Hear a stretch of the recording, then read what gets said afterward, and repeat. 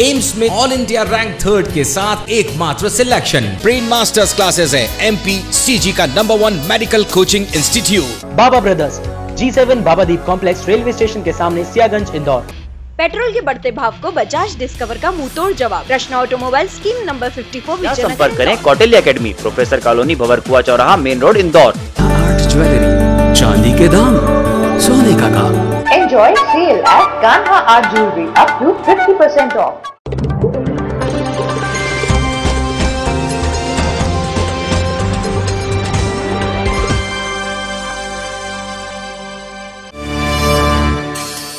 परमार गोलीकांड में नया पेच, आईजी के 2 बयान आए सामने। पूर्व में विधायक गुप्ता को दी क्लीन चिट, वहीं परमार के परिजनों के मिलने पर कहा पूरा मामला है जांच का विषय।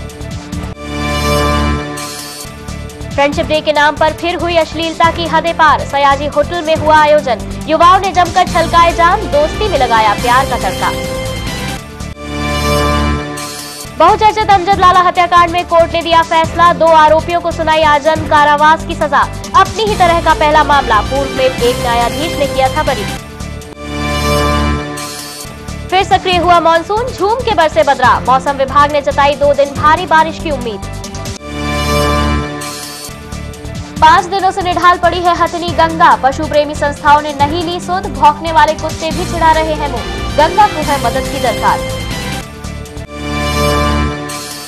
और कारगिल दिवस पर किया शहीदों को याद, शहीदों की शौर्य गाथा के साथ सामाजिक मुद्दों पर प्रदर्शनी भी लगी।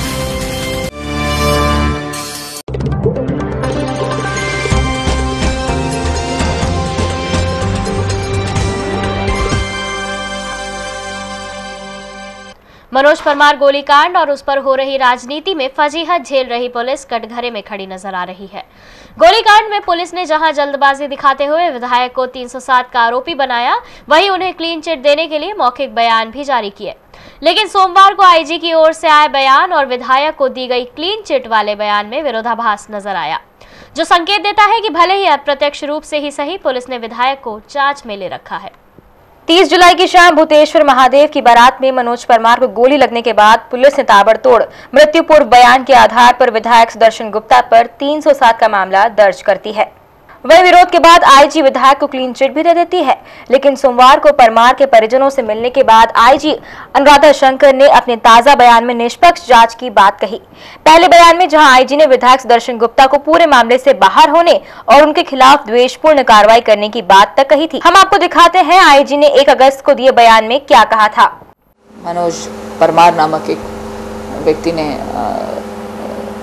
को गोली लगी, उनके साथी उनको लेकर अस्पताल गए और अस्पताल में उन्होंने डॉक्टर के समक्ष, डॉक्टर ने उनका बयान लिखा और लिखकर जो हमारे स्थानीय पुलिस अधिकारी थे उस समय थाने के, उनको उन्होंने, डॉक्टर ने वह तहरीर दी और वहाँ एक देहाती नालिशी कायम हुई, जिसके आधार पर बाद में अपराध कायम हुआ। उसमें आगे जो विवेचना, विशेष करके चूँकि आयोजन सार्वजनिक था और खुले स्थान पर था जहाँ पर बहुत सारे वीडियोग्राफी या वीडियो कैमरे वगैरह भी थे, तो वहाँ पर उसकी विवेचना करने के लिए इन चीज़ों का भी अवलोकन करने को निर्देशित किया गया। और उनके अवलोकन से ऐसा लगता है कि माननीय विधायक तो उस समय उस घटनास्थल पर नहीं थे, दूर थे और मंच पर थे, सबको दिख भी रहे थे। तो ऐसा भी नहीं कि कहीं दूर ऐसी जगह थे जहाँ लोगों को दिख नहीं रहे थे, स्पष्टतः वो दिख रहे थे। आप लोगों ने भी जो कवरेज मीडिया ने भी की है उसमें वो अलग दिख रहे हैं। तो ऐसा लगता है कि द्वेषवश उनका नाम इसमें डाला गया है। हाँ, विधायक जी का तो यह स्पष्ट लग रहा है कि विधायक जी का तो वहाँ पर उसमें कोई रोल अभी तक दिख नहीं रहा है। वहीं अब देखते हैं आईजी का सोमवार को दिया गया बयान, जिसमें विधायक को क्लीन चिट देने के सवाल पर गोलमोल जवाब देते हुए निष्पक्ष जांच की बात कह रही है। आश्वासन इसमें तो जो दिया जा सकता है वही दिया कि जांच चल रही है और जांच की निष्पक्षता की गारंटी मैं लेती हूँ। जिसने भी गोली चलाई है वो पकड़ा जाएगा और उसको हम जल्दी ही उसको सामने लाएंगे। मैम, अभी तक कुछ खास डेवलपमेंट हुआ है पूरी जांच में? अभी तो मैं आपसे इसके बारे में चर्चा नहीं कर सकती। निश्चित रूप से डेवलपमेंट हुआ है, लेकिन अभी इस स्टेज पर नहीं है कि उसकी सार्वजनिक रूप से चर्चा की जा सके। और अभी जिस हिसाब से परिजनों ने कहा कि विधायक सुदर्शन गुप्ता ने ही गोली चलवाने का कहा था और बोले वो उस समय वहाँ पर मौजूद थे, संभवतः आपसे अंदर चर्चा भी हुई, तो उस हिसाब से क्या लगता है आपको? अब यह तो जांच का विषय है जी। बाकी 3 आरोपियों का क्या मैडम? अभी तो पूरी जांच में ना, पूरा प्रकरण ही जांच में है, तो अभी एक ऐसे स्टेज पर है कि इसके बारे में चर्चा करना जांच को प्रभावित करे। पुलिस से मिली क्लीन चिट के बाद विधायक भले ही फौरी तौर पर सुकून महसूस कर रहे हो, मगर आईजी के ताजा बयान जो विरोधाभास की स्थिति निर्मित हुई है, उससे कहीं न कहीं अप्रत्यक्ष रूप से विधायक गुप्ता के पुलिस जांच में शामिल होने के संकेत जरूर मिल रहे हैं। मनोज परमार गोलीकांड में पुलिस ने भले ही विधायक गुप्ता को मौखिक रूप से क्लीन चिट दे दी हो, मगर परमार के परिजनों के मुताबिक सुदर्शन गुप्ता ही गोलीकांड के मुख्य आरोपी हैं। यह बात सोमवार सुबह बलई समाज के सदस्यों के साथ आईजी को ज्ञापन देने पहुंचे परमार के परिजनों ने कही। वहीं आईजी ने निष्पक्ष जांच की बात कहते हुए मामले में नया पेच डाल दिया है। परमार गोलीकांड में विधायक गुप्ता को क्लीन चिट मिलने से नाराज परमार के परिजन व प्रांतीय एकता बलाई समाज संस्कार समिति के 100 से ज्यादा सदस्यों के साथ आईजी अनुराधा शंकर को ज्ञापन देने पहुंचे। ज्ञापन देने पहुंचे सदस्यों के साथ मनोज परमार की मां गौरा देवी, पत्नी रीना परमार, भाई मुरली परमार भी मौजूद थे। परिजनों ने सुदर्शन गुप्ता और उनके साथियों को गोलीकांड में क्लीन चिट मिलने पर आईजी अनुराधा शंकर के सामने अपना पक्ष रखा। आईजी से मिलकर लौटे मनोज परमार के भाई और गोलीकांड का मुख्य गवाह मुरली परमार अब भी सुदर्शन गुप्ता के इशारे पर ही गोली चलाने की बात पर अड़े रहे। वहीं खुद के बयान बदलने की अफवाह उड़ाई जाने की बात भी कही। उसको मतलब कि अगर निकल जाती तो मैं भगवान भोलेनाथ से बहुत मतलब वो करता है कि नहीं, लेकिन आज उस व्यक्ति को ऐसा मतलब कि उन्होंने पीछे से गोली मारी गई और मेरे सामने मतलब कि मारी गई, मतलब सुदर्शन गुप्ता और इन लोगों के कहने पर। आईजी अनुराधा शंकर ने परिवार को निष्पक्ष जांच का आश्वासन दिया। आश्वासन इसमें तो जो दिया जा सकता है वही दिया कि जांच चल रही है और जांच की निष्पक्षता की गारंटी मैं लेती हूँ। जिसने भी गोली चलाई है वो पकड़ा जाएगा और उसको हम जल्दी ही उसको सामने लाएं। परमार के परिजनों ने कहा कि पुलिस से न्याय नहीं मिलने की स्थिति में न्यायालय की शरण में जाने से भी गुरेज नहीं करेंगे। फ्रेंडशिप डे के नाम पर इस बार फिर अश्लीलता हावी रही। हालांकि ये हर जगह नहीं हुआ, लेकिन हर बार जिन जगहों पर संस्कृति की धज्जियां उड़ाई जाती हैं, वहीं इस बार भी इस तरह के आयोजन हुए। शहर की नामी होटलों में युवा धनवानों ने अपनी दोस्ती के नाम पर कुछ पल अपने अंदाज में बिताए। खास बात यह रही कि शहर के इन युवाओं की मस्ती में कोई खलल न पड़े, इसलिए बाकायदा खाकी ने प्रोडक्शन भी दिया और होटल प्रबंधन ने इस पूरे आयोजन पर खूब रुपए बटोरे।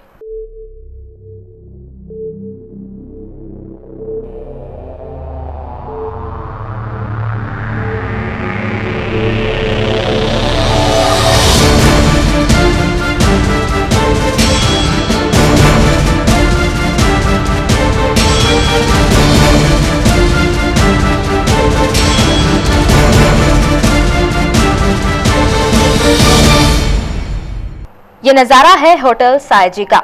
शहर की इस 3 सितारा होटल में फ्रेंडशिप डे पर संस्कृति की धज्जियां उड़ाई गई। ये हम नहीं कह रहे हैं, बल्कि बीटीवी न्यूज के पास आए एक खास पार्टी के दृश्य खुद बयां कर रहे हैं। देखिए आप खुद, कम कपड़ों में इन युवतियों को। इन लड़कियों ने यहाँ खुलकर सिगरेट के कश लगाए, जमकर जाम पर जाम छलकाए और फिर मदहोशी में नाचने के साथ ही पानी में अटखेलियां भी की। ऐसा नहीं था कि ये युवतियां यहाँ अकेली आई थी, इन सभी के साथ इन्हीं के उम्र के नौजवान थे। दरअसल इस पार्टी में कपल के बिना एंट्री ही प्रतिबंधित थी। जब युवतियां मदहोश हो तो युवकों को होश कैसे रहता। दोस्ती के पल बिताने के नाम पर इन्होंने यहाँ ज्यादा से ज्यादा नजदीक आने की कोशिश की। दरअसल फ्रेंडशिप डे पर हर बार की तरह बोनी नाम के शख्स ने इस पार्टी का आयोजन किया था। पार्टी हर किसी के लिए नहीं थी, यहाँ कुछ चुनिंदा लोगों को ही बुलाया गया था। हालांकि जब युवाओं को पार्टी के बारे में पता लगा तो कई युवा होटल पहुंच गए थे। 1600 रुपए की एंट्री फीस वाली इस पार्टी में युवा आखिरी समय तक कोशिश करते रहे कि किसी भी तरह उन्हें एंट्री मिल जाए। कईयों को तो पार्टी में जाने का मौका मिल गया और कईयों को नहीं मिला। जिस तरह के होटल में पार्टी का आयोजन होना था वह होटल वालों को पहले से ही पता था। चंद रुपयों के लिए होटल के मालिक ने इसके लिए खुद ही तैयारियां भी करवाई थी। बाकायदा होटल के उस हिस्से को जहां पार्टी होना था सजाया भी गया था। होटल में पार्टी के दौरान किसी संगठन के लोग हंगामा न कर दें, इस डर की वजह से पार्टी संचालकों और होटल के मालिक ने पुलिस से सुरक्षा की गुहार पहले से ही लगा दी थी। यही वजह रही कि पुलिस के जवान पूरे समय होटल के बाहर पहरेदारी करते नजर आए।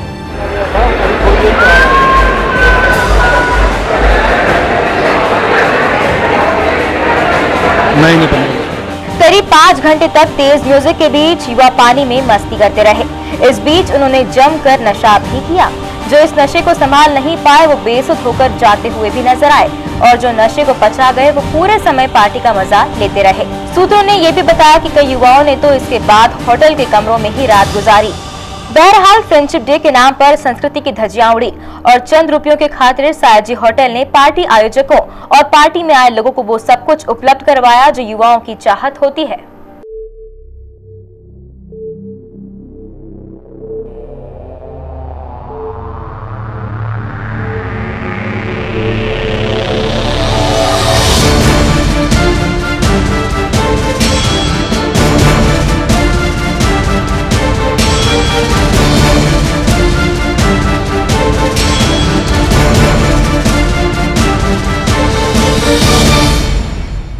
बुलेटिन में खबरें अभी और भी हैं, लेकिन फिलहाल वक्त है एक छोटे से ब्रेक का। आप देखते रहिए BTV न्यूज।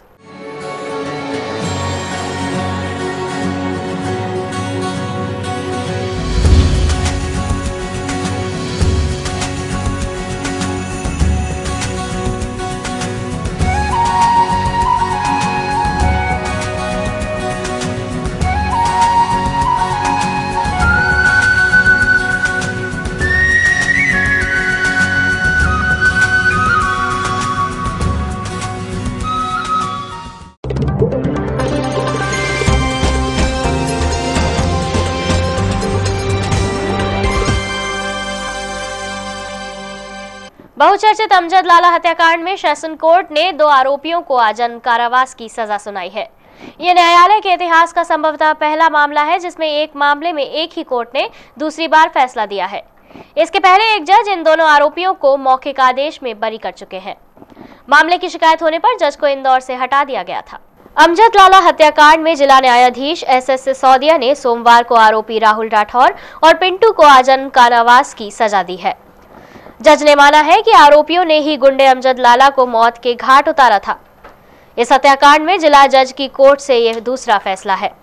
इसके पहले 19 अप्रैल को तत्कालीन जिला जज AK चतुर्वेदी ने मौखिक आदेश में इन दोनों आरोपियों को बरी कर दिया था। वे फैसला लिखना ही भूल गए थे। इस मौखिक आदेश के आधार पर दोनों आरोपी जेल से भी रिहा हो गए थे। उक्त आरोपियों को दोष मुक्त घोषित किया था, किंतु माननीय उच्च न्यायालय के निर्देश अनुसार इस प्रकरण में पुनः उभय पक्षों की बहस सुनी गई और बहस सुनने के बाद साक्ष्यों के आधार पर माननीय न्यायालय श्री SS सिसोदिया जी ने माना है कि आरोपीगण घटना स्थल पर मौजूद थे और साक्ष्यों के आधार पर कि घटना के पूर्व आरोपीगण इस मृतक अमजद लाला को लेकर घूम रहे थे। ऐसी स्थिति में आरोपी गणों के खिलाफ दोष सिद्ध पाया गया और उन्हें आजीवन कारावास की सजा सुनाई गई। इस चर्चित मामले में विजिलेंस को शिकायत की गई थी। विजिलेंस ने जिला जज चतुर्वेदी की कोर्ट में छापा मारकर पूरा रिकॉर्ड जब्त कर लिया था। विजिलेंस ने इस बात को सही माना कि जज ने लिखित में फैसला ही नहीं दिया और आरोपी रिहा हो गए। मामले में जिला जज का तबादला कर दिया गया। इस पूरे मामले में हाई कोर्ट ने संज्ञान लेते हुए जज SS सिसोदिया को मामले में दोनों पक्षों को सुनने और फैसला देने के निर्देश दिए थे। जज SS सिसोदिया ने फैसला सुनाते हुए दोनों आरोपियों को उम्र कैद की सजा सुना दी। प्रदेश में सक्रिय हो चुके मानसून ने हफ्ते भर की बेरुखी के बाद इंदौर में एक बार फिर जोरदार एंट्री की। सोमवार सुबह से छाए बदरा आखिरकार शाम होते होते बरस ही पड़े। बारिश भी ऐसी कि जो जहां था वो वहीं थम गया। मौसम विभाग के मुताबिक मालवा पर बना कम दबाव का क्षेत्र लोगों को अगले कुछ दिनों तक यूं ही भिगोता रहेगा। मौसम विभाग ने बीते दिनों इंदौर उज्जैन संभाग में भारी बारिश की चेतावनी दी थी। वहीं इंदौर को 21 से 26 जुलाई तक तरबतर करने वाले मॉनसून ने सोमवार से एक बार फिर तेज बारिश शुरू कर दी। बारिश होते ही पूरे शहर में बस पानी ही पानी नजर आया।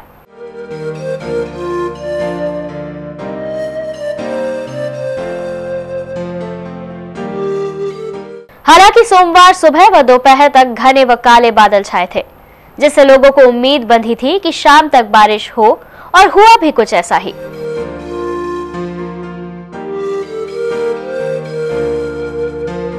इंदौर में एक बार फिर मानसून सक्रिय हो चला है। मौसम विभाग ने किसानों के लिए बारिश अच्छी बताई है। देखिए, अभी तो किसानों को काफी फायदा हुआ, क्योंकि अभी जो सोयाबीन को बिल्कुल पानी की जरूरत थी तो काफी अच्छा पानी गिरा इस बार अभी इस स्पेल में, तो जो सोयाबीन की फसल को काफी फायदा हुआ होगा। इसके बाद में फिर जैसे अभी जो रेन हो रहा है उससे जो रिजर्वायर्स वगैरह में काफी पानी जाएगा, क्योंकि काफी अच्छी बारिश हो रही है, हेवी रेनफॉल हो रहे हैं। तो टोटल मिला के ये कि अभी तो फायदा है किसानों को, अभी तो क्योंकि मानसून कोई खत्म नहीं हुआ है, अभी तो अगस्त शुरू हुआ है, तो मुझे लगता है कि अभी तो अगस्त का पूरा महीना और सितंबर का एटलीस्ट आधा महीना है हमारे पास में, तो उम्मीद है कि काफी अच्छी रेनफॉल एक्टिविटी बनेगी। इंदौर में 1 जून से अब तक कुल 424 मिलीमीटर बारिश हो चुकी है। इंदौर की औसत बारिश 33 से 35 इंच है। ऐसे में बाकी बचे पानी की पूर्ति ये बारिश कितना कर पाएगी, ये देखने वाली बात होगी। हालांकि मौसम विभाग ने सितंबर मध्य तक बारिश होने की उम्मीद जाहिर की है। हाथी जब मोहल्ले की गलियों से निकलता है तो कुत्ते भौंकते हैं, लेकिन जब हाथी चल ही ना पाए तो कुत्ते भी उसे मुंह चढ़ाते हैं। कुछ ऐसा ही हाल है इन दिनों गंगा नामक हथिनी का, जो पिछले 5 दिनों से चल भी नहीं पा रही है।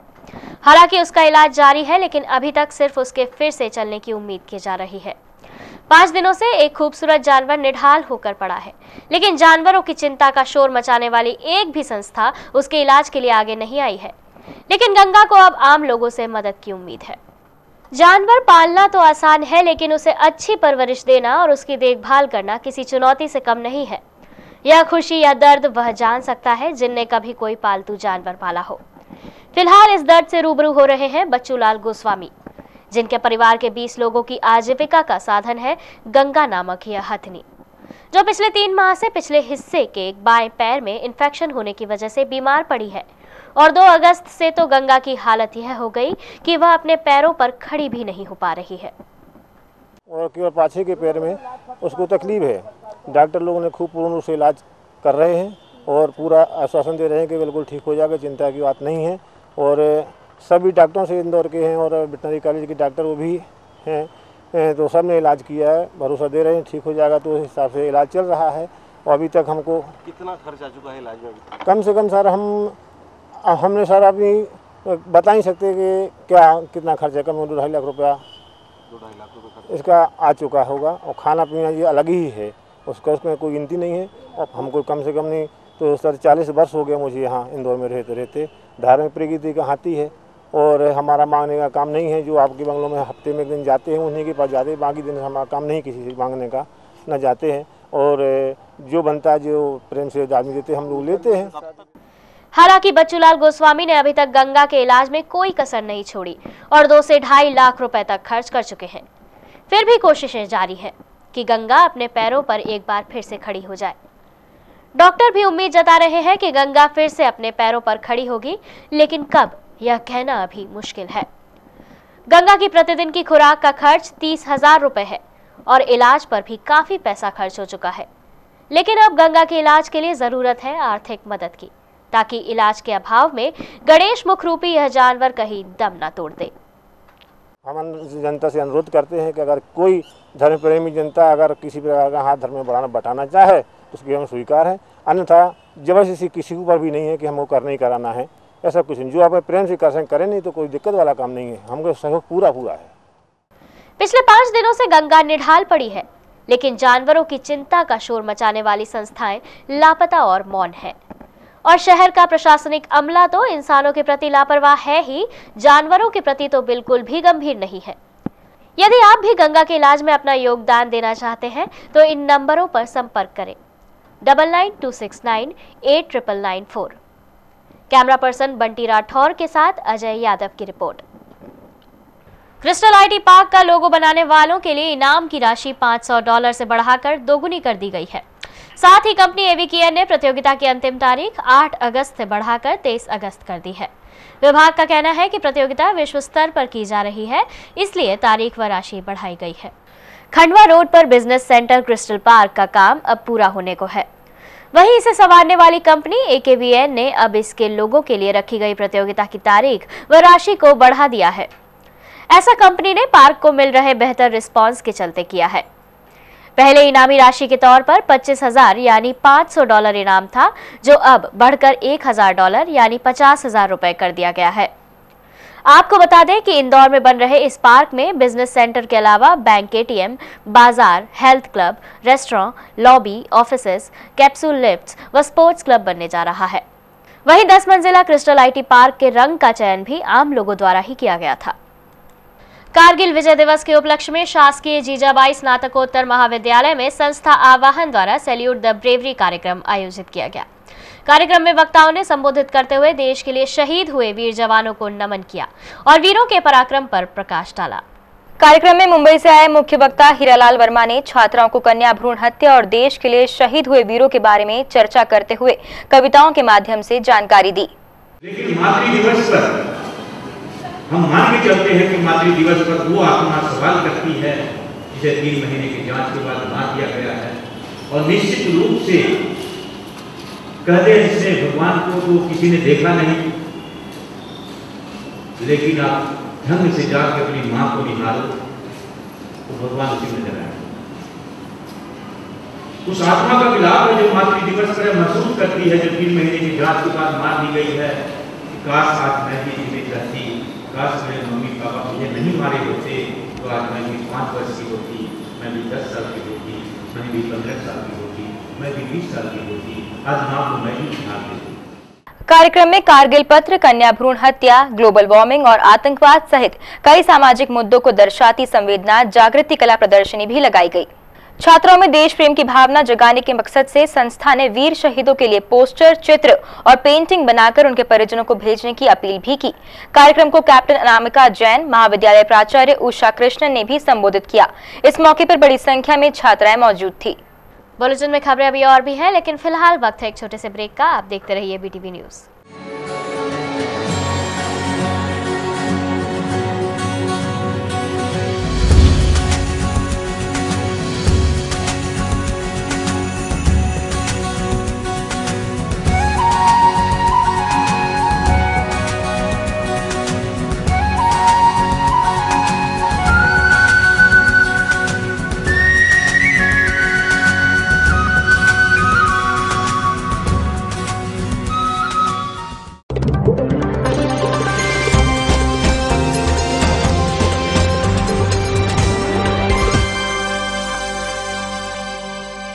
रोग चाहे कोई भी हो, उसे जीवन भर कंधे पर कोई नहीं उठाना चाहता।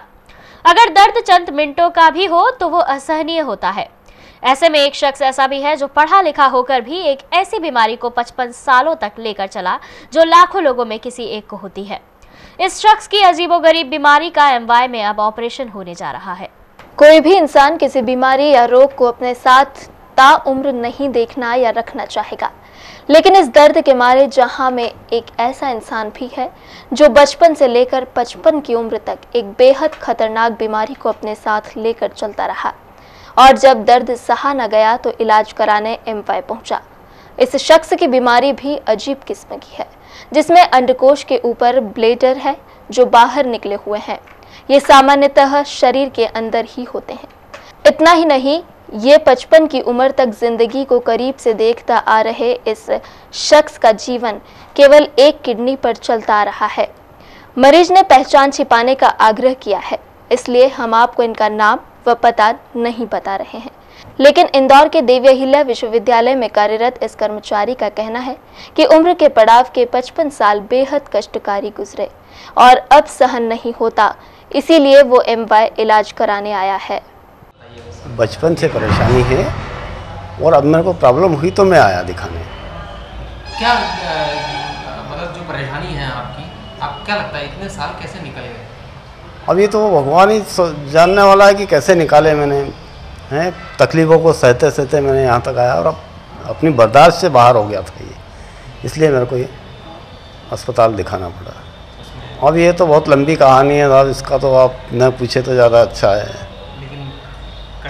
कट गई बस जैसे तैसे, वो ऊपर वाले के। यहाँ पे क्या बात हुई है डॉक्टर?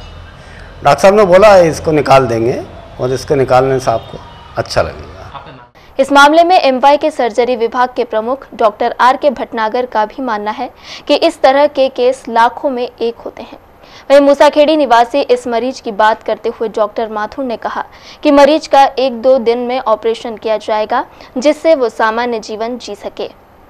हाँ, एक पेशेंट है हमारे पास, पेशेंट पढ़ा लिखा है और उसका यूरिनरी ब्लैडर उसके शरीर से बाहर है।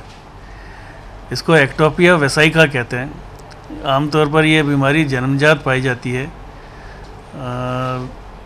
और इसका ऑपरेशन साल भर के अंदर अंदर यूजुअली कर दिया जाता है बच्चे के जन्म लेने के बाद से। लेकिन इस मरीज ने ये एक्टोपिया वेसाइका उसको पाल रखा है उसके अंदर अभी भी, और वो 55 साल का हो चुका है और इसी के साथ जी रहा है। वहीं एमवाई में भर्ती इस मरीज ने बताया कि उसके इलाज में निजी अस्पतालों में खर्च करीब 1 से 1.5 लाख तक आ रहा था। वहीं एमवाई में ये राशि घटकर काफी कम रह जाएगी। राज्य का सबसे बड़ा सरकारी अस्पताल धीरे धीरे बीमार हो चुका है। यहाँ कभी पीने का पानी नहीं मिलता तो कभी इलाज के लिए डॉक्टर्स, यहाँ तक कि अब हाई स्किल डॉक्टर्स के काम में आने वाली कम लागत की मशीनों का भी टोटा पड़ने लगा है। महाराजा यशवंतराव चिकित्सालय ऐसा चिकित्सालय है जहां हाई स्किल डॉक्टर्स तो हैं, लेकिन मरीजों का उपचार करने के लिए बेहतर सुविधाएं नहीं हैं। कभी ओटी के नलों में पानी तो कभी लाइट नहीं आती, लेकिन फिर भी सरकारी ढर्रे पर इलाज व मरीजों की जान से खिलवाड़ जारी है। एमवाई में कई ऐसे मरीज आते हैं जिन्हें हाईटेक मशीनों से ऑपरेट करने की जरूरत होती है, लेकिन 38 करोड़ से ज्यादा के सालाना बजट वाले इस हॉस्पिटल के विकास की ना तो डीन को चिंता है और ना ही अधीक्षक को। विकास के नाम पर बस बैठकें कर अपनी जिम्मेदारियों को निभा लिया जाता है। हाल ही में सर्जरी विभाग को 2 बच्चों के इलाज के लिए हाईटेक मशीन हार्मोनिक स्कल्पल की जरूरत थी, लेकिन वो भी फिलहाल नहीं मिल पाई है। डॉक्टर्स का मानना है कि अगर मशीन मिल जाती तो मरीजों को कम पैसों में बेहतर उपचार मिल पाएगा। मुझे उम्मीद है आ पाएगी। उस मशीन की उपयोगिता तो बहुत है, क्योंकि वो ऐसी मशीन है कि उससे प्रैक्टिकली ब्लडलेस ऑपरेशन किया जा सकता है, और खासकर लीवर के ऑपरेशंस में और दूसरे एडवांस लेप्रोस्कोपिक ऑपरेशंस में, यूट्रस के ऑपरेशंस में और भी सुप्रा मेजर ऑपरेशंस में बहुत सुरक्षित तरीके से और बहुत कम ब्लड लॉस के साथ में उस मशीन से ऑपरेशन किया जा सकता है। उस मशीन की आवश्यकता यहाँ इस अस्पताल में इसलिए ज़्यादा है क्योंकि यहाँ पर सारे कॉम्प्लिकेटेड केसेज आते हैं। जगह जगह से रेफ़र किए हुए पेशेंट्स जो कि और कहीं नहीं हो सकते हैं, वो यहाँ पर आते हैं। हालांकि इस मामले में प्रोफेसर माथुर ने संबंधित अधिकारियों को चिट्ठी लिखने की बात कही है, लेकिन बजाय चिट्ठी के इंतजार के जिम्मेदारों को खुद से निर्णय लेकर मरीजों के बेहतर उपचार का इंतजाम करना चाहिए। कार्यालय का ताला टूटने की घटना के बाद हरकत में आई जिला कांग्रेस ने सोमवार को प्रबंध कार्यकारिणी की बैठक आयोजित की। बैठक में भी गुटबाजी साफ नजर आई।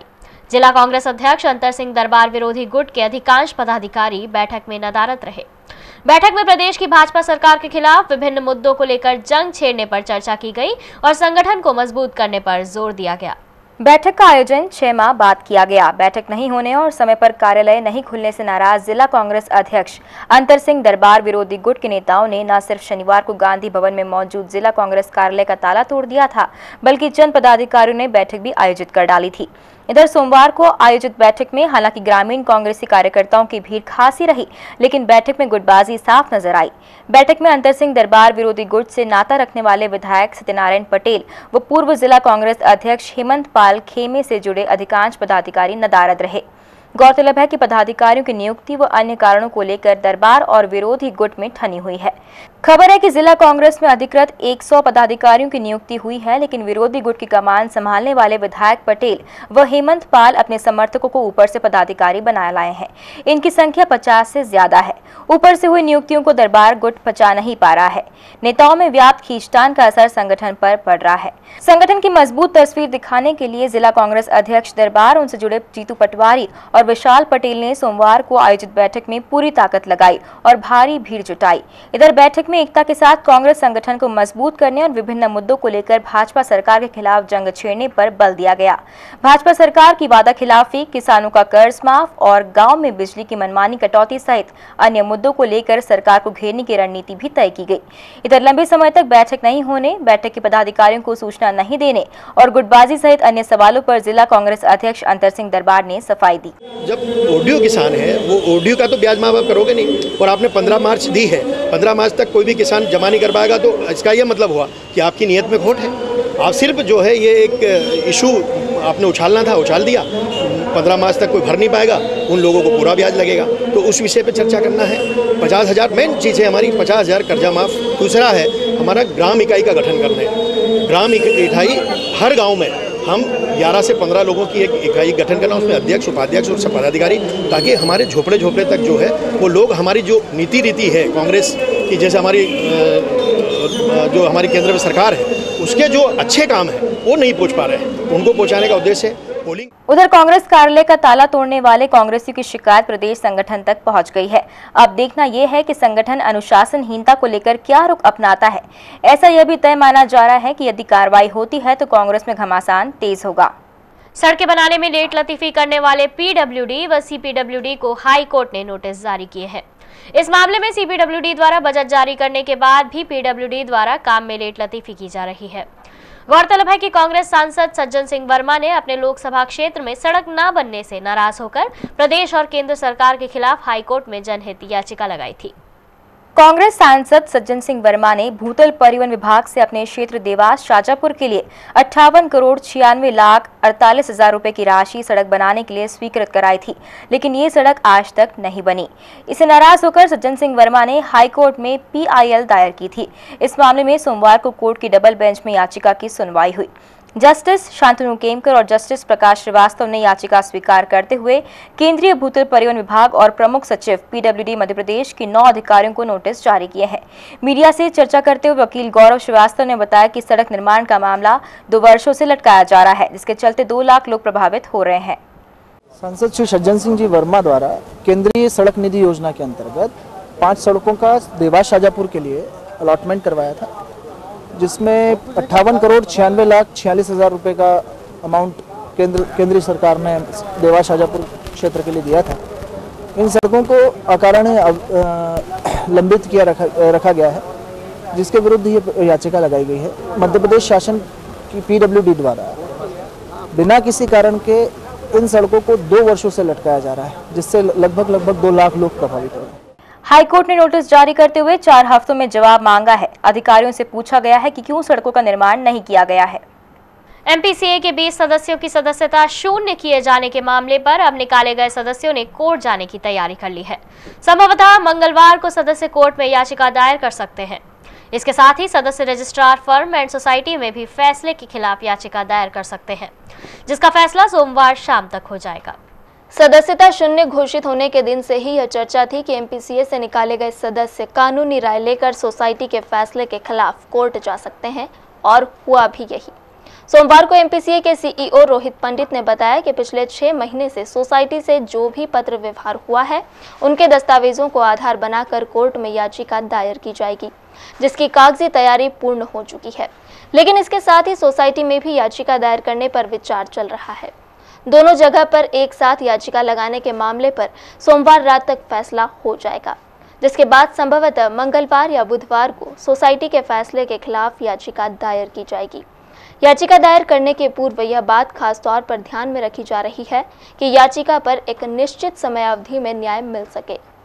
ये कोई चुनावी रणनीति जो है वो हर एक आदमी अपना अपना इंटरप्रिटेशन उसका करता है। वैसे मेरे लिए तो वो बात नहीं है।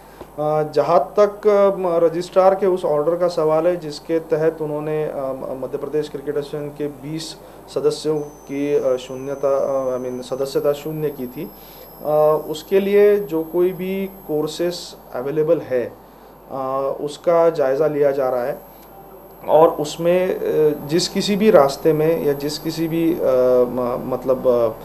मीडियम से हमें टाइमली जस्टिस मिलने की उम्मीद रखते हैं, उसकी तरफ हम लोग जाएंगे। उस दिशा में जो कोई भी कागजात या जो कोई भी डॉक्यूमेंटेशन इकट्ठा करना है उसकी तैयारी पूरी हो चुकी है। अब बस फाइनल स्टेज में है कि एग्जैक्टली इसका करना क्या है। बहरहाल MPCA चुनाव की तारीख नजदीक आते जा रही है। ऐसे में कोर्ट चुनाव के पूर्व 20 सदस्यों की सदस्यता पर क्या फैसला लेता है, यह तो आने वाला वक्त ही बताएगा। लेकिन अगर कोर्ट की तरफ से प्रतिक्रिया आने में लेट लतीफी होती है तो इसका असर सीधे सीधे सिंधिया खेमे पर पड़ेगा, क्योंकि निकाले गए 20 सदस्य सिंधिया खेमे से ही जुड़े हैं। बुलेटिन में खबरें अभी और भी हैं, लेकिन फिलहाल वक्त है एक छोटे से ब्रेक का। आप देखते रहिए BTV न्यूज़।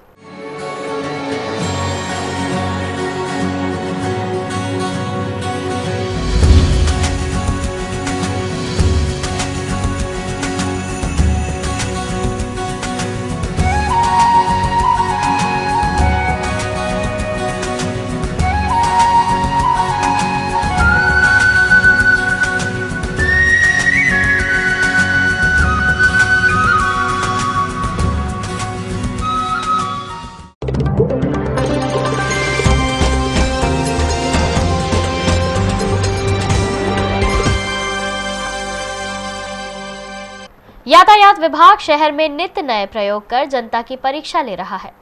हालांकि अभी तक जितने भी प्रयोग किए गए हैं वह सब असफल ही रहे हैं। सोमवार से विभाग ने शहर की सकड़ी सड़कों पर अस्थायी डिवाइडर लगाकर यातायात नियंत्रण की कोशिश की, लेकिन इस प्रयोग को भी वाहन चालकों ने नकार दिया, क्योंकि उन्हें तो आदत है नियमों का मखौल उड़ाने की। सोमवार से यातायात विभाग ने यातायात में सुधार करने के उद्देश्य से शहर की सड़कों के कुछ सक्रिय हिस्सों पर अस्थायी डिवाइडर लगाए, ताकि दोनों तरफ से यातायात बेहतर तरीके से चले। शहर के मध्य क्षेत्र राजवाड़ा, यशवंत रोड के साथ साथ ये डिवाइडर शास्त्री ब्रिज पर भी लगाए गए, लेकिन वाहन चालक कहां मानने वाले थे। उन्होंने पहले दिन ही इस प्रयोग की धज्जियां उड़ाना शुरू कर दी और अपनी मर्जी के अनुसार डिवाइडर के बीच में से ही वाहन लेकर निकले।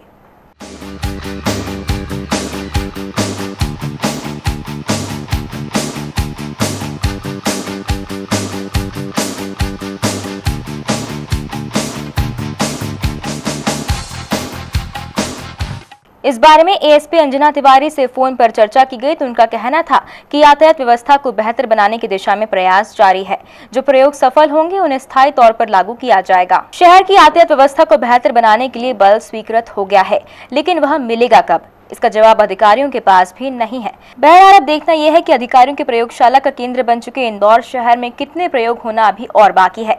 हालांकि उसमें से कितने प्रयोग सफल होते हैं और कितने असफल, इसका जवाब जनता खुद दे देगी। अंतर्राष्ट्रीय ख्याति प्राप्त यो यो हनी यानी कि पंजाबी पॉप सिंगर हनी सिंह अपनी लाइव प्रस्तुति देने के लिए शहर आ रहे हैं। शुक्रवार को आयोजित होने जा रहे लाइव कॉन्सर्ट में हनी सिंह के साथ rock band pop stars money Aujla, अल्फाज और जे स्टार भी लाइव प्रस्तुति देंगे। मशहूर पंजाबी पॉप गायक हनी सिंह 10 अगस्त को खेल प्रशाल में लाइव प्रस्तुति देंगे। दरअसल हनी सिंह शहर में पहली बार प्रस्तुति देने आने वाले हैं। इस दौरान हनी युवाओं से भी रूबरू होंगे। पत्रकार वार्ता में जानकारी देते हुए आयोजक और इवेंट स्ट्रीट के प्रबंध निदेशक पुनीत कोटवानी ने बताया कि पहली बार परफॉर्म करने शहर आ रहे हनी सिंह के साथ रॉक बैंड के कलाकार भी अपनी लाइव प्रस्तुति देंगे। Youth is not always negative. तो लोगों को एक मेंटालिटी ये है कि यूथ आज की यूथ बाहर घूम रहा है, कॉलेज के नाम पे बंक कर रहा है, ऐसा नहीं है। यूथ पॉजिटिवली आगे है, पॉजिटिवली भी अप्रोच है, कनेक्टेड है, क्योंकि honey is the biggest example for the youth. हम लोग खुद यूथ हैं, तो हम लोग इसके अलावा भी बहुत कुछ करते हैं और हम लोग करते रहेंगे। हम बाकी यूथ को भी यही करवाना चाहते हैं कि वो कन्वर्ट में पॉजिटिव चीज़ों में जुड़ें, अपनी एनर्जी को पॉजिटिव वे में अप्रोच करें, क्योंकि जितनी एनर्जी वो उन जगहों पर यूज़ करते हैं इट्स बेटर। कोटवानी ने बताया कि खेल प्रशाल में 5000 लोगों की बैठक व्यवस्था है, जिसके अनुसार टिकट बेचे जाएंगे। हनी सिंह के परफॉर्मेंस सुनने के लिए पास और टिकट फ्लेवर सोडा, मंगल सिटी के सामने, द चाय बार, छप्पन दुकान, यूसीबी स्टोर, C21 मॉल और दिल्ली ग्रिल मल्हार मॉल से खरीदे जा सकते हैं, जिनकी कीमत 300 रुपए रखी गई है। पुलिस को चुनौती देते हुए बाइक सवार 2 बदमाशों ने महिला बैंक कर्मी के गले से चेन लूटी और फरार हो गए। बेखौफ बदमाशों ने पलासिया थाना क्षेत्र के सबसे व्यस्त रहने वाले मार्ग पर वारदात को अंजाम दिया। पलासिया पुलिस के अनुसार लूट का शिकार हुई मोहिनी पति सुरेंद्र निवासी कालिंदी कुंज बैंक कर्मी है और रोजाना की तरह राफेल टावर के सामने से होते हुए पैदल बैंक जा रही थी। तभी बाइक पर आए 2 बदमाश उनके गले से करीब 1.5 तोले की सोने की चेन झपटकर भाग निकले। पलासिया पुलिस ने मामला दर्ज करते हुए आरोपी की तलाश शुरू कर दी है। शहर में लिव इन रिलेशनशिप में धोखेबाजी का फिर से एक बड़ा मामला उजागर हुआ है। प्रेम विवाह का झांसा देकर युवती को उसका प्रेमी इंदौर लेकर आया और 1 साल तक युवती के साथ शारीरिक और मानसिक शोषण करता रहा। युवक के धोखा देने के बाद अब युवती इंसाफ के लिए दर-दर भटक रही है। प्रेमी से शारीरिक और मानसिक प्रताड़ना मिलने के बाद पूनम शर्मा ने सोमवार को एक प्रेस वार्ता में अपने धोखेबाज प्रेमी रवि शर्मा की करतूतों का खुलासा किया। पूनम और रवि मुरैना के सुभाष नगर में रहते थे और जब पूनम कोचिंग पढ़ने जाती थी तभी उसे रवि से मोहब्बत हो गई थी। फिर क्या था, दोनों ने शादी करने का फैसला कर लिया, लेकिन उसके पहले ही पूनम के घर वालों ने उसकी शादी दिल्ली में रहने वाले एक युवक से करा दी। लेकिन शादी के 10 दिन बाद ही पूनम रवि के साथ भागकर इंदौर रहने आ गई। उसके बाद इंजीनियरिंग कर रहे रवि ने करीब 1 साल तक पूनम को शादी का झांसा दिया और रफू चक्कर हो गया।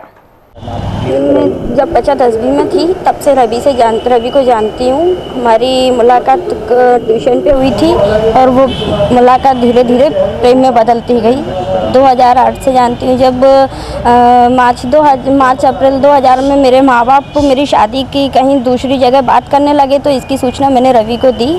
मैंने कहा मेरे माँ बाप कहीं दूसरी जगह मेरी शादी कर रहे हैं, आप मुझसे शादी करो। तो वो बोले कि ठीक है, तुम्हारे माँ बाप जहाँ शादी कर रहे हैं अभी शादी कर लो, मैं तब तक इंदौर में रहने की व्यवस्था करता हूँ, तो मैं वहाँ से लेके आऊँगा। मेरे माँ बाप ने मेरी दिल्ली में किसी सोनू नाम के लड़के से शादी की, मैं जिसका एड्रेस नाम कुछ नहीं जानती हूँ, क्योंकि हमारा शादी हुई, चूँकि उसके साथ मेरे 8 दिन वहाँ रही, कोई संबंध नहीं है मेरे उसके साथ। माँ दिल्ली से 5 मई को 2011 को रवि मुझे यहाँ इंदौर में लेके आ गए, और तब से हम यहीं रहे। मामले में पूनम की मदद कर रहे अमरजीत सिंह सूदन ने बताया कि पूर्व में भी एसएसपी कार्यालय में पूनम की मदद के लिए ज्ञापन दिया गया था, जिस पर महिला थाने को मामले में कार्रवाई करने का आदेश भी दिया गया था। सूदन ने बताया कि ऐसा ही एक मामला और आया था, जिसकी एफआईआर विजयनगर थाने में दर्ज हो चुकी है, लेकिन सूदन का कहना है कि इस मामले में पुलिस प्रशासन युवती के साथ सौतेला व्यवहार कर रहा है। बताया कि बच्ची के साथ में लिव एंड रिलेशनशिप का एक मामला, जब पूरा मामला मैंने समझा तो मैंने उनको इसको ले जाके मैंने पहले कलेक्टर साहब से मिलवाया। कलेक्टर साहब से मिलने के बाद हमको बाल विकास में नाटकर्णी साहब के पास भेजा गया। नाटकर्णी साहब ने पूरी स्थिति समझ के और उन लोगों को यहाँ बुला के उनकी काउंसलिंग की, तो उन लोगों ने मना कर दिया। तो मैंने थाने पे ये कहा कि इसकी रिपोर्ट तो कम से कम हो जाना चाहिए, लेकिन वो टाल मटोल होती रही और पिछले 1.25 महीने से इस बच्ची के साथ में घूम रहा हूँ मैं, कोई रिपोर्ट नहीं हुई है। आज जब कल परसों के दिन में किसी पेपर में पढ़ा कि लिव एंड रिलेशनशिप में विजयनगर थाने ने एक रिपोर्ट लिखी है, तो आज पत्रकार भाइयों के पास आके विनती है मेरी कि अगर वो रिपोर्ट हो सकती है तो एक शहर में 2 कानून कैसे। इसके लिए भूख हड़ताल भी करूँगा। इसके लिए जैसा भी होगा मैं आखिरी तक कोशिश करूँगा कि इस बच्ची को न्याय मिले। इसके साथ में जो इनके पति ने या इनके सास ससुर ने या जो जिन लोगों ने इससे ज्यादती की, उनको पनिशमेंट मिलना चाहिए, उनको सजा मिलना चाहिए। सूदन का कहना है कि अगर पुलिस प्रशासन युवती को इंसाफ नहीं दिलाती तो वे प्रशासन के खिलाफ आंदोलन करेंगे, और वहीं युवती का कहना है कि या तो उससे रवि शादी करें या फिर उसे कड़ी सजा मिले। 4 वर्ष पूर्व हुई हत्या के एक मामले में सोमवार को जिला न्यायाधीश अनवेंद्र सिंह ने एक आरोपी को आजीवन कारावास की सजा सुनाई। आरोपी हत्या करने के बाद लाश को कमरे में बंद करके फरार हो गया था। कुलकर्णी भट्टा निवासी इंदर पिता राम सिंह की 6 मार्च 2008 को आरोपी रवि मुरोलिया ने चाकुओं से गोदकर हत्या कर दी थी। हत्या करने के बाद आरोपी लाश को कमरे में बंद करके भाग गया था। लसूड़िया पुलिस ने मर्ग कायम कर आरोपी रवि के खिलाफ धारा 302 के तहत प्रकरण दर्ज कर न्यायालय में चालान पेश किया था। सोमवार को न्यायाधीश अवनींद्र सिंह ने आरोपी रवि को हत्या का दोषी मानते हुए आजीवन कारावास की सजा सुनाई। मतलब सूचना दी गई, सूचना के आधार पर पुलिस ने ताला तोड़ा, लाश पाई गई और लाश मतलब इंदर सिंह की पाई गई और वो मतलब पाया गया जिसे धारदार हथियार से मारा गया था। 17 गवाहों के साक्ष्य करवाए गए, जिसे न्यायालय ने शुद्ध दोष मानते हुए धारा 302 में मतलब आजीवन कारावास दिया। प्रकरण में अभियोजन की ओर से 17 साक्षीगण के कथन करवाए गए थे। कुख्यात गुंडे गोलू ठाकुर हत्याकांड के मामले में पुलिस ने 4 आरोपियों को गिरफ्तार कर लिया है। आरोपियों ने गोलू की भागीरथपुरा क्षेत्र में चाकू मारकर हत्या कर दी थी। एएसपी दिलीप सोनी के मुताबिक पकड़े गए आरोपी राकेश यादव, बबलू कटारा, कन्हैया और कल्लू को पुलिस ने गिरफ्तार कर लिया है। वहीं 2 अन्य आरोपी विनोद और हेमराज अब भी फरार है। आरोपियों ने 40,000 रुपए के लेन देन के विवाद में हत्या को अंजाम दिया है। गौरतलब है कि आरोपियों ने भागीरथपुरा क्षेत्र के निगरानी शुदा बदमाश गोलू ठाकुर की चाकू से गोदकर हत्या कर दी थी। मृतक पर अलग अलग थानों में 22 अपराध दर्ज थे। पुलिस फरार दोनों अपराधियों की सरगर्मी से तलाश कर रही है। चंदननगर थाना क्षेत्र में एक महिला अपने ही मुंह बोले बेटे की ठगी का शिकार हो गई। कलयुगी बेटे ने मां से करीब 1.25 लाख रुपए ठग लिए। थाना प्रभारी पवन मिश्रा के अनुसार सिरपुर काकड़ में रहने वाली निर्मला पति कोमल टांग से मुंह बोले बेटे करण सिंह पिता भोला सिंह ने 1.25 लाख रुपए ठग लिए। फरियादी के पड़ोस में रहने वाले करण ने कुछ दिन पहले महिला से तंत्र मंत्र के जरिए रुपया दुगना करने की बात कही और पैसे संदूक में रखवाकर चाबी अपने पास रख ली और गायब हो गया। कुछ दिन बाद जब महिला ने संदूक तोड़ी तो उसमें से रुपए गायब होने की बात पता चली। महिला की रिपोर्ट पर चंदननगर पुलिस ने करण के खिलाफ धोखाधड़ी की रिपोर्ट दर्ज कर ली है। आइए रुक करते हैं न्यूज़ फास्ट की ओर।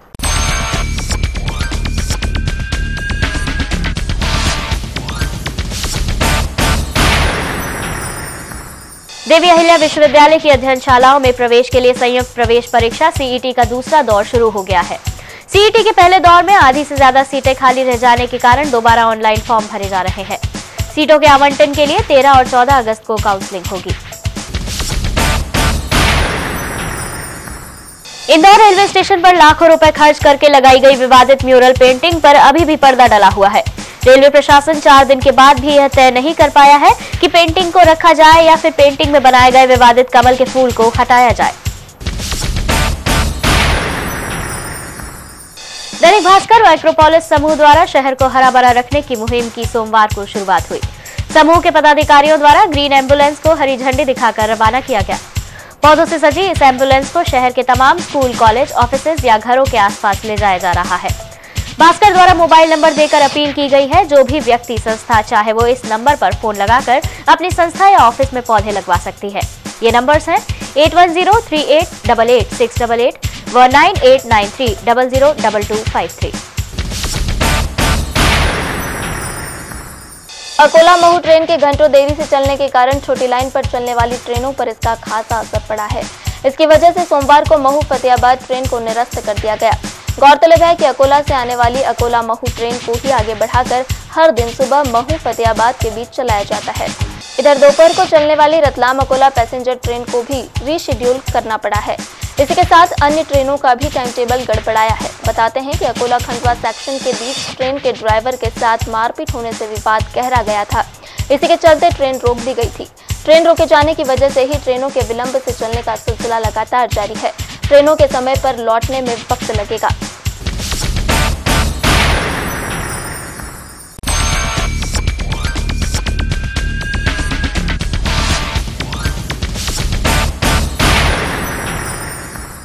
इस बुलेटिन में फिलहाल इतना ही। चलते चलते आइए नजर डालते हैं हेडलाइंस की ओर। परमार गोलीकांड में नया पेच, आईजी के 2 बयान आए सामने। पूर्व में विधायक गुप्ता को दी क्लीन चिट, वहीं परमार के परिजनों के मिलने पर कहा पूरा मामला है जांच का विषय।